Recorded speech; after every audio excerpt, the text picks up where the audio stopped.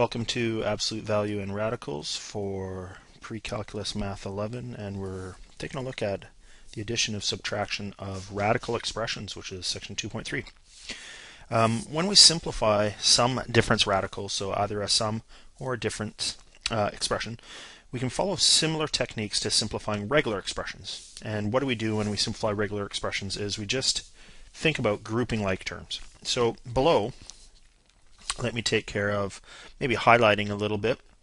The 2x and the 8x are somehow going to group. The 5y and the 3y will group, and certainly the 7 and the 6 is somehow going to group. So let's maybe just rewrite this. So it's the 2x. Because we have a subtraction in between, it's going to be 2x minus 8x. We have the negative 5y. We have minus 3y, and we have 7 minus 6. So the grouping like terms is really just about putting stuff together that has the same variables. This would equal negative 6x, negative 8y, plus 1. So that's grouping like terms when we talk about just straightforward, regular old expressions. For radicals, the only difference is that we need to make sure that both the index, remember the index is the little number which indicates what type of radical it is, second root, third root, and the radicand, which is what is underneath the radical sign, are the same before we group them as like terms. So let's take a look at this first example here. Simplify 5 times the cube root of 2 minus the cube root of 2 plus 9 times the cube root of 2.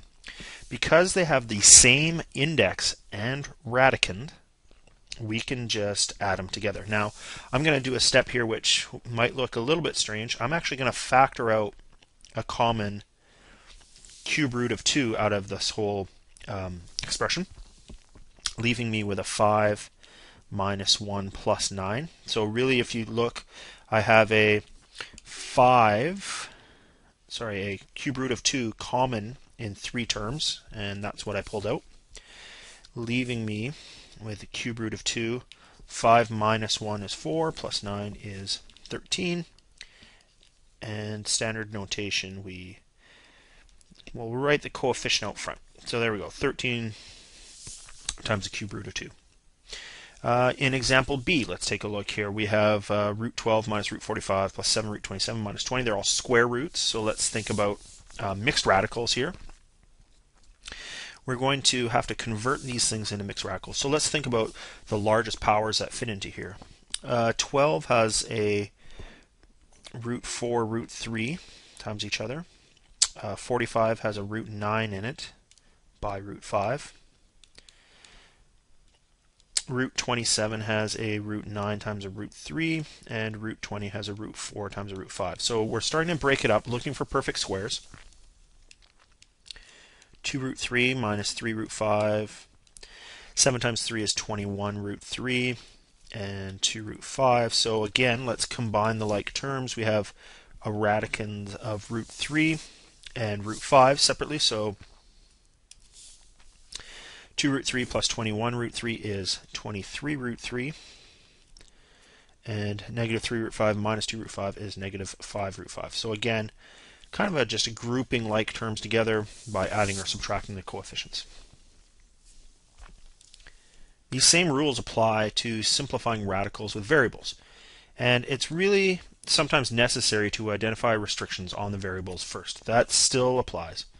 If we have 3 root x plus 2 root x minus root y, we have 3 plus 2 is 5 of these root x's and minus root y. And this is defined when, again, recall that in a square root the radicand must be positive, that both x and y have to be greater than or equal to 0. The above example is a fairly straightforward case because the radicand contain only a single variable. We need to explore what happens when the radicand has multiple variables. There really are 2 different cases depending on whether the index of the radical is an odd number or even number. Things like an odd index of cube root, fifth root, seventh root, they all act essentially the same. because we can take the cube root, and we'll talk about the cube root, of a negative number, we do not need to concern ourselves with any restrictions for an index of 3 or any higher degree odd index, so 3, 5, 7. For any of the above cases, the x value can be any real number where x is a member of the set real numbers. Not so difficult when we talk about an odd index. When we get into an even index, that's where we need to do a little bit more work. As seen previously, we can only take the square root of a non-negative number. So what's a non-negative number? That would be 0 and any positive number. This can cause some problems if the radicand contains multiple variables. So I've gone through kind of 3 cases here, and these 3 cases aren't exhaustive, but they certainly show that when you have 2 variables, if the powers are the same, if the powers are different, if the powers are odd, or if the powers are even. So the root of a times b, let's consider this. Since whatever we're taking the radical of, the radicand has to be greater than 0 for a square root. That means a times b has to be greater than or equal to 0. So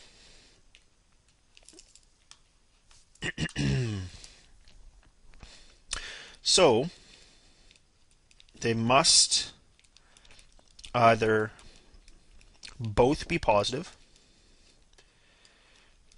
or equal to 0, of course. So that would mean that a and b are greater than or equal to 0, or both are negative. So if they're both negative, then we would have that a and b are less than equal to 0, but they can also equal 0. So there's one case.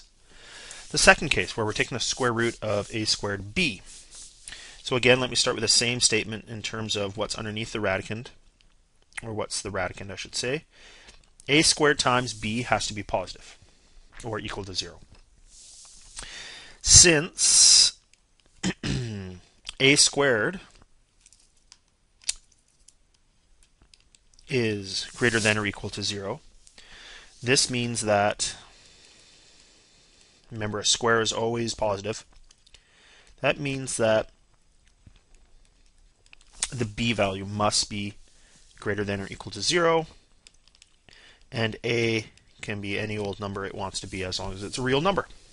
So there's 2 restrictions there, that the b value has to be positive and a value can be any value. How about a squared, b squared? Since the radicand must be greater than 0, and we have 2 numbers multiplying by each other, a squared itself is positive, and b squared itself is positive. So 2 positive numbers will always give you a positive number, and therefore we see that a and b can be any real numbers.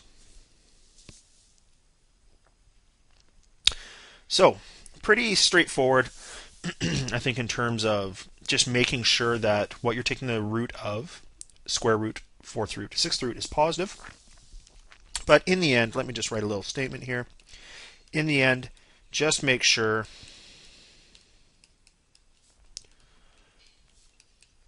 that the radicand is a non-negative. So that means it must be either positive or equal to 0.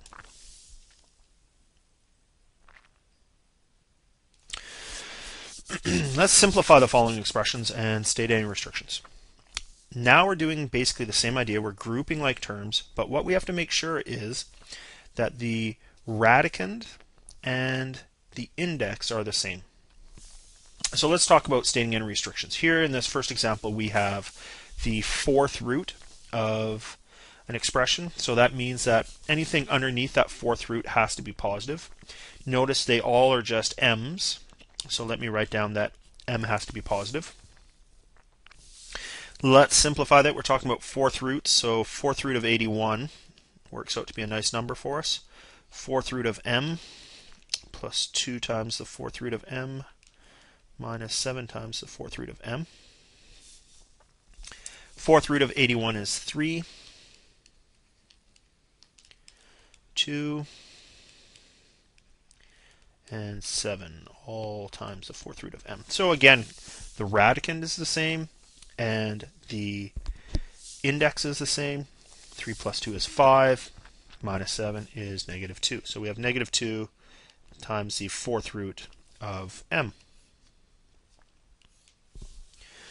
How about b? Why don't you hit pause here for a moment to see what you can figure out for b.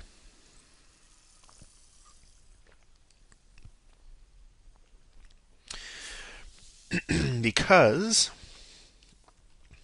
a times b squared has to be bigger than or equal to 0, we see that b can be any real values because it's being squared, and that a must be greater than or equal to 0. So there's our two restrictions. We're looking for perfect squares here because it's the square root. 18 has a perfect square of 9 and 2.